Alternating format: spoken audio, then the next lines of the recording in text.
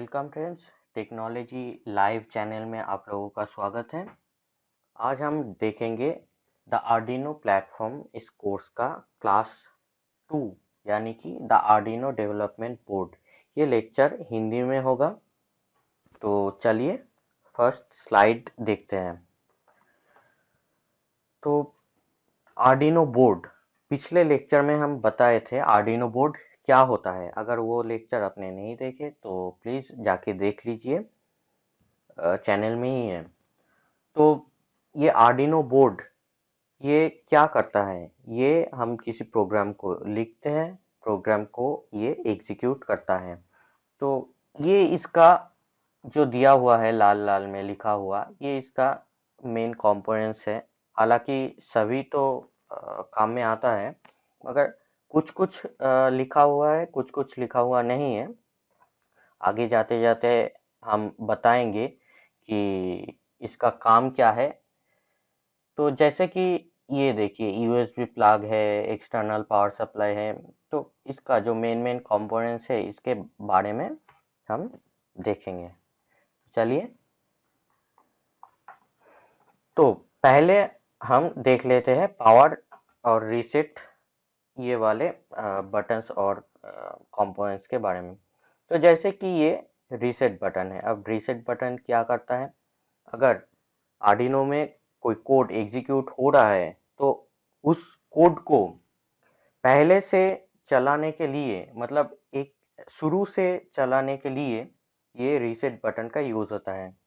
जैसे कि ऐसे परिस्थिति कभी आता है कि अगर क्लॉक चला रहे हैं आर्डिनो में, तो आप पहले ही उसे स्टार्ट कर चुके हैं, मगर वो बाद में स्टार्ट करना था। तब आप क्या करेंगे, फिर से पावर सप्लाई को खोल के ऐसे ना करके आप रीसेट बटन को भी प्रेस कर सकते हैं।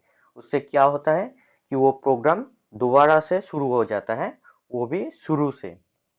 फिर ये आता है यूएसबी कनेक्टर। अब यूएसबी कनेक्टर क्या करता है, अगर हमको आर्डिनो में कोड डालना है तब यूएसबी कनेक्टर को यूज करना ही पड़ेगा। और यूएसबी कनेक्टर आपको पावर भी देता है, तो ये बोथ पर्पस में यूज होता है। अब पावर कनेक्टर, तो पावर कनेक्टर हालांकि ज्यादातर यूज नहीं होता, हम यूएसबी कनेक्टर से ही पावर ले लेते हैं। मगर कभी-कभी क्या होता है कि हम यूएसबी से पावर नहीं ले रहे हैं।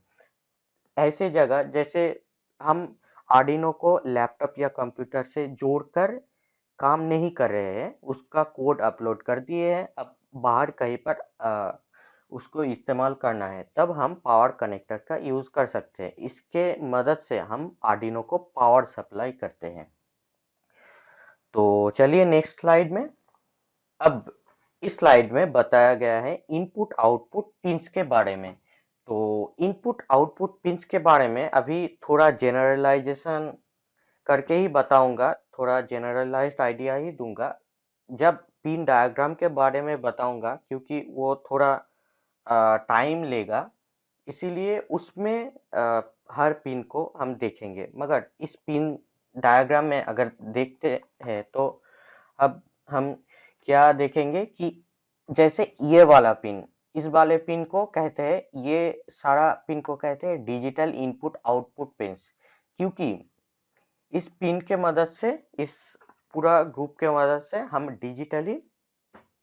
डिजिटल मतलब 0 या 5 वोल्ट के हिसाब से हम इनपुट या फिर आउटपुट ये यूज कर सकते हैं। इनपुट दे सकते हैं, आउटपुट ले सकते हैं। और बाकी भी कुछ अलग अलग पिन हैं। और हालांकि 0 या 5 ही सिर्फ नहीं, इसके बीच में भी कुछ वोल्टेज हम आउटपुट के तरीके से निकाल सकते हैं। तो वो जब पिन डायग्राम हम देखेंगे तब डिटेल्स में देखेंगे। तो ये हुआ डिजिटल इनपुट आउटपुट। अब एनालॉग इनपुट ये क्या है, तो हम अगर सेंसर से कोई डेटा ले रहे हैं तो उसे एनालॉग इनपुट के तरीके से हम यूज करते हैं।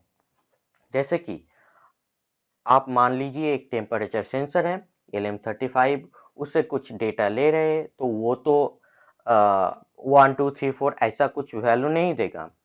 उसका जो वैल्यू आएगा पॉइंट में आएगा, मतलब 0 to 5 वोल्ट के अंदर ही हम अगर 5 वोल्ट प्रोवाइड करें उसे, तो 0 से 5 वोल्ट के अंदर ही आएगा रिजल्ट।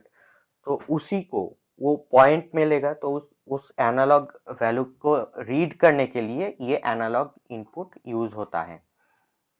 और पावर रीसेट पिंस क्या है? इसमें से कई कई पिन पावर देता है, एक पिन को पावर हमको देना पड़ता है आर्डिनो को चलाने के लिए, और 2 पिन ग्राउंड का है, और रीसेट IOREF ये सब का है।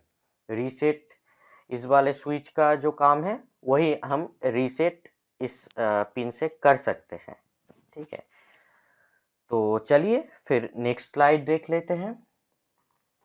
तो इसमें बताया गया है माइक्रो कंट्रोलर्स के बारे में। इस आर्डिनो बोर्ड का सबसे इम्पोर्टेंट जो कंपोनेंट्स है वही इसका माइक्रो कंट्रोलर है। माइक्रो कंट्रोलर यानी कि इसका ब्रेन है, सब काम यही करता है। और बाकी तो सिर्फ ये दिखाने के लिए नहीं, मगर ये काम करता है, ये इसके वजह से काम करता है, खुद कोई कोई काम नहीं करता। तो देख लेते हैं इस आर्डिनो के अंदर क्या क्या माइक्रो कंट्रोलर है। तो हम आर्डिनो के अंदर 2 तरीके का माइक्रो कंट्रोलर देख सकते हैं। आपने जो कॉमनली सुना होगा या फिर जो हम यूज करते हैं यूजर के लिए, वो होता है एटमेगा 328P। ये हम पी लिखना छूट गया इधर, हालांकि पी लिखा हुआ है। तो हाँ, एटमेगा 328 पहले था, अब जो नया वाला है वो एटमेगा 328P कहलाता है। तो वो वाला जो चिप है उसमें हम प्रोग्राम डालते हैं यूएसबी के मदद से। तो ये क्या है, ये क्या पार्टी में है? नहीं, इसका भी काम है।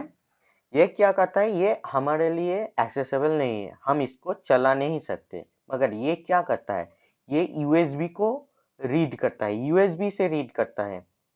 क्योंकि ये इस चिप यूएसबी का भाषा नहीं समझता, तो ये मीडिएटर का, इंटरप्रेटर का काम करता है, यूएसबी के साथ कम्युनिकेट करता है।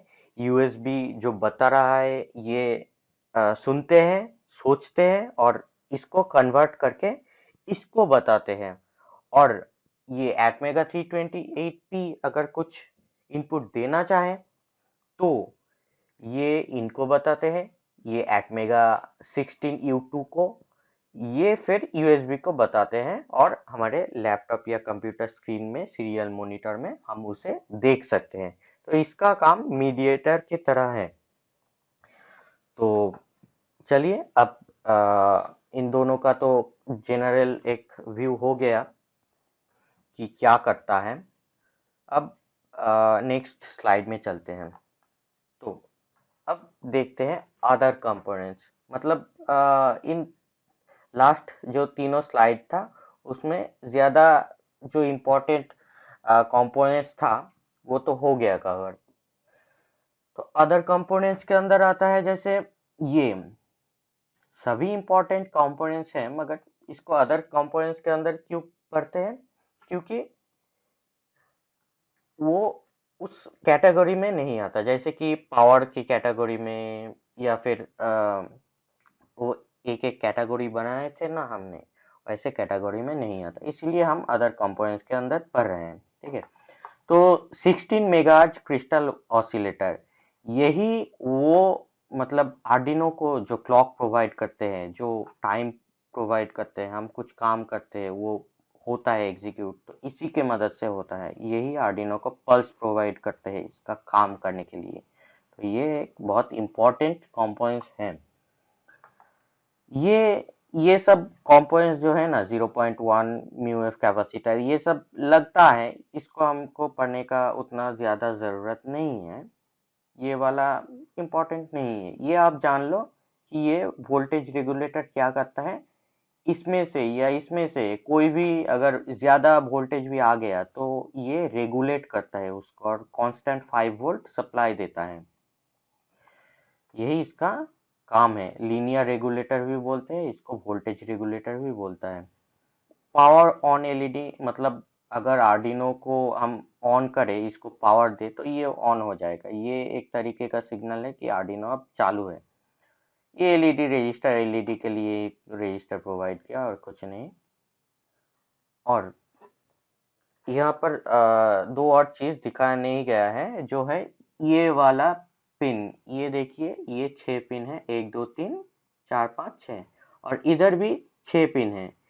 ये है आईसीएसपी। अब आईसीएसपी पिन क्या है हम बाद में देखेंगे, क्योंकि ये बाद में काम में आएगा।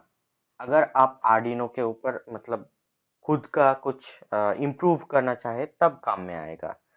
तो अभी तो अ, इसका डिटेल्स में हम नहीं जा रहे हैं। अभी यही जान लीजिए कि ये होता है बोर्ड में। ठीक है।